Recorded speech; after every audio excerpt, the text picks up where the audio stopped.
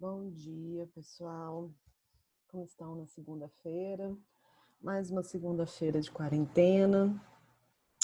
E aí, eu vim aqui conversar com vocês hoje o seguinte.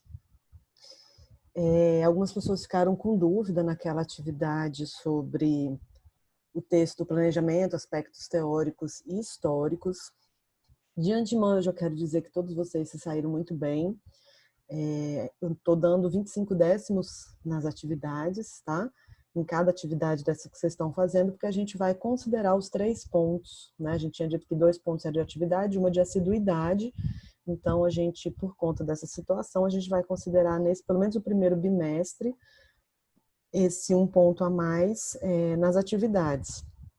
Então, a gente vai dividindo esses pontos aí, esses 3 pontos ao longo dessas semanas.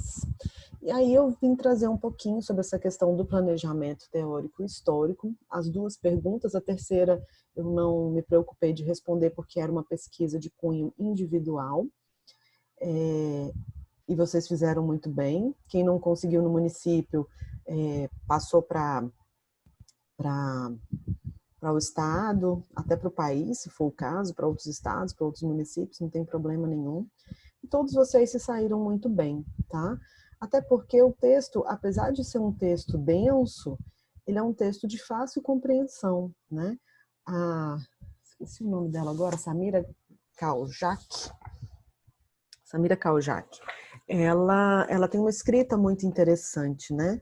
E ela fez uma amarração muito interessante também. Então, ela começa trazendo o conceito de planejamento, justamente dizendo que é um processo político e técnico que envolve a ética, né?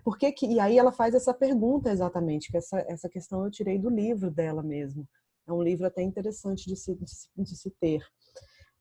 Então, ela traz exatamente essa pergunta: por que ele é um processo político, né, e técnico, e por que ele precisa ter ética? E aí foi essa a pergunta que ela fez, e eu acho que foi essa questão que vocês ficaram aí. E logo na primeira página ela já define isso muito bem. Olha só. Então, por que o planejamento de políticas e projetos sociais é considerado um processo político e técnico que envolve ética? Ele é um processo político porque ele requer um domínio teórico sobre os temas da política. Ora, como que você vai montar um projeto dentro de determinada comunidade se você não conhece as políticas que envolvem essa comunidade? Se você não conhece as regras dessa comunidade, a cultura dessa comunidade e a política, ela envolve tudo isso. O que é política? Política é tudo aquilo que nos faz conviver com outras pessoas. Então, eu tenho que saber como que é regida as políticas, a legislação e os projetos concernentes dentro de determinado contexto social. Por isso é que ele é um processo político, né? Por isso é que a gente não pode descolar a política da elaboração de um projeto, porque ele é um projeto, aqui nós estamos falando de um projeto de cunho social. Quando a gente falou lá do PMBOK, nas primeiras aulas, a gente não estava falando de projeto social. Então, eu estava preocupada com orçamento, eu estava preocupada com planejamento, eu estava preocupada com a equipe que ia trabalhar. A gente estava falando de um projeto como um todo.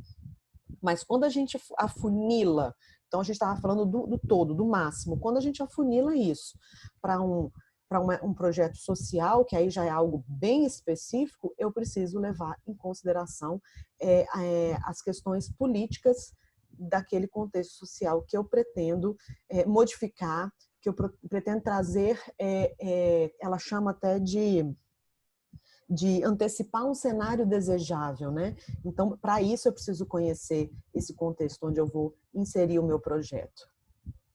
Por outro lado, ele se trata aí do domínio de métodos e técnicas de elaboração e gestão de planos, bem como a implementação, execução e avaliação dos mesmos. Então, se eu não entendo o que é um projeto, quais são as coisas que envolvem o projeto, que foi aquilo que a gente falou nas primeiras aulas. Então, o PMBOK está lá para nos trazer isso, né? Então, assim, eu preciso saber o objetivo do meu projeto, eu preciso saber se eu tenho orçamento suficiente, eu preciso saber quem é a equipe que vai trabalhar, Eu preciso saber qual é o local que vai ser desenvolvido esse projeto, qual que é o prazo de início e de fim, as minhas entregas, tudo aquilo que a gente viu no PMBOK. Então, isso demanda métodos e técnicas de elaboração e gestão de planos, né? E aí depois, sim, a implementação, a execução e a avaliação dos mesmos. Se vocês virem aqui, implementação, execução e avaliação tem muito a ver com aquele ciclo de vida de projetos que a gente falou do PMBOK. E aí, por que que isso tudo tem que estar sendo tratado com ética? Porque você está lidando com pessoas, você está trabalhando dentro de um contexto específico, com uma cultura, com valores, você tem um orçamento para aplicar nesse projeto. Então, se não houver ética, né? Se não houver ética, o que acontece com os projetos no Brasil que a gente fala tanto? Há um desvio de verbas. Então, é liberado uma verba para determinado projeto, porém, quando a gente vê, esse dinheiro não chega onde tinha que chegar. Então, se não houver ética, não adianta você entender de política, não adianta você dominar métodos e técnicas, porque não vai chegar no objetivo que você pretende. Então, envolve ética porque aborda as situações sociais que envolvem grupos sociais e coletividades sujeitos de direito e utiliza os recursos públicos. Então, precisa ter ética, tá bom? Então, essa foi a primeira pergunta. A segunda pergunta: quais são os marcos históricos gerais do planejamento de políticas e projetos sociais?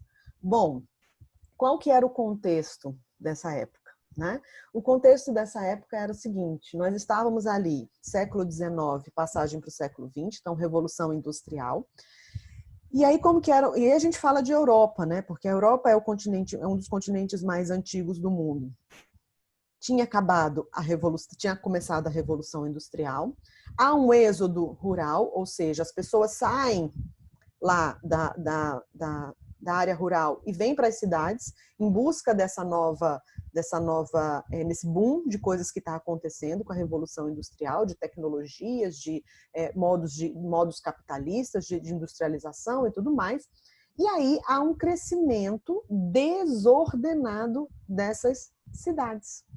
Por quê? Porque as cidades não têm estrutura física, arquitetônica, estrutura básica para receber essas pessoas. Então, essas pessoas vêm para trabalhar, mas acontece um empobrecimento dos trabalhadores relacionados ao modo de industrialização no capitalismo. Por quê? Porque não basta você trabalhar, você tem que ter uma estrutura para viver. Então, acontece a segregação espacial, a pobreza. A gente tem um saneamento precário, que naquela época já era precário por natureza, porque não existia redes de esgoto como a gente conhece hoje, né? E aí você imagina o inchaço dessas cidades e essa precariedade aí na questão do saneamento. Não tendo saneamento básico, higiene básica, aumenta o número de doenças, então aí vem as pestes, vem as epidemias, as gripes, teve a peste bubônica, a peste negra, né, ratos, né, porque aí começa a ter outros problemas, e a insuficiência de serviço de saúde. Então, assim, é proporcional. Se eu tenho um saneamento básico ruim, se eu tenho problemas na pobreza, na segregação espacial, para absorver essas pessoas, é óbvio que eu vou ter mais doenças. Se eu tenho mais doenças, eu preciso ter um serviço de saúde que atenda isso. Se eu não tenho um serviço de saúde que atende, eu vou ter um monte de problemas aí de questões sociais, né? Então, além da insuficiência de serviço de saúde, eu tenho uma insuficiência de moradia, e aí começa então a acontecer os movimentos aí dos trabalhadores. Então, esse é o cenário geral, tá? Passagem do século XIX para o século XX.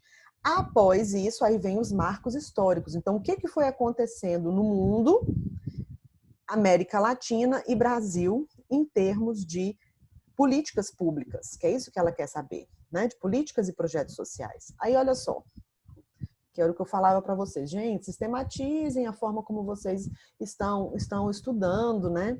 Fazer esses esqueminhas aqui ajuda demais da conta.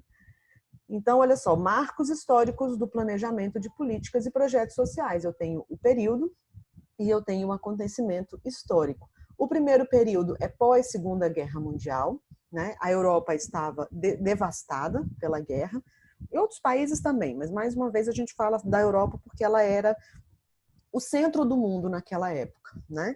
Então, eu tenho um pós-guerra aí de 1940 a 1970, eu tenho países destruídos por uma guerra devastadora, socialmente falando, economicamente falando e estruturalmente falando.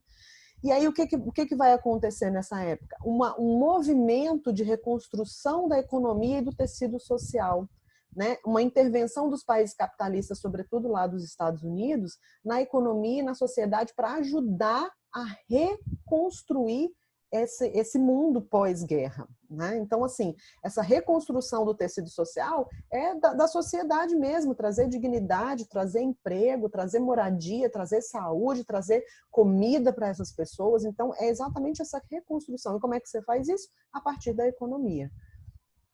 Na América Latina, 1950 a 1970. Lembrando que a América Latina não sofreu grandes impactos da guerra. A gente tinha uma globalização naquela época? Tinha. Né? Então, mas era muito mais por meio da navegação. A gente não tinha internet naquela época. Mas a navegação, né? A abertura dos portos aí para fazer comércio entre os países já era um começo de globalização. Então, a América Latina ela não foi tão afetada. Porém, há uma necessidade de planejamento de políticas e de desenvolvimento, sobretudo econômico e social. Então, mais uma vez, a gente percebe que por conta da forma como as coisas estavam acontecendo, principalmente, sobretudo por conta das ditaduras ali na América Latina, há uma necessidade de você planejar projetos que ajudem no desenvolvimento político, econômico e social dentro desses países. Após 1970, há uma mundialização financeira e a precarização ou falta dos postos de trabalho em conjunto com o desequilíbrio na composição do orçamento dos estados, que é a crise fiscal. Foi bem aqui em 1970 que começam as ditaduras, que vai colocar em xeque a capacidade dos estados em planejar e programar políticas. Então, se eu não tenho um estado que dá conta do seu povo, acontece o quê? Há uma precarização nos postos de trabalho. Então, se eu não tenho um estado que provê, acontece o quê? Há o desemprego e aí começam os problemas sociais gravíssimos. Então, esses países começam a se organizar para pensar como que a gente vai planejar, como que a gente vai programar essas políticas públicas.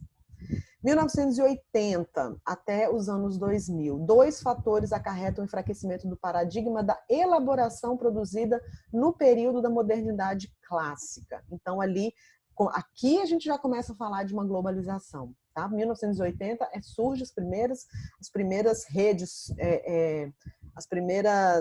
rede global que eles chamam, né?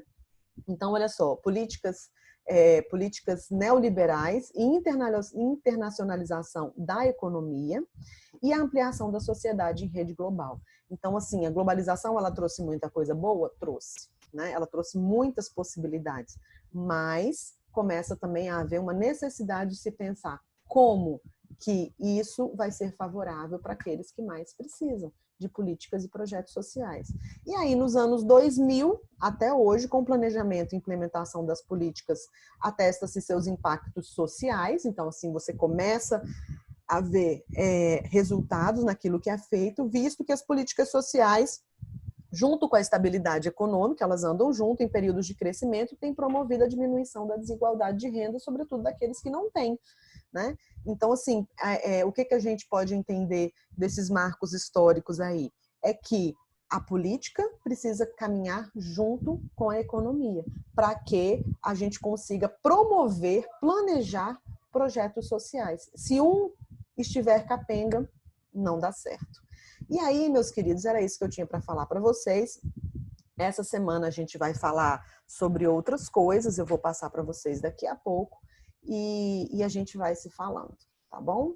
Um grande abraço, se cuidem e logo, logo estaremos juntos.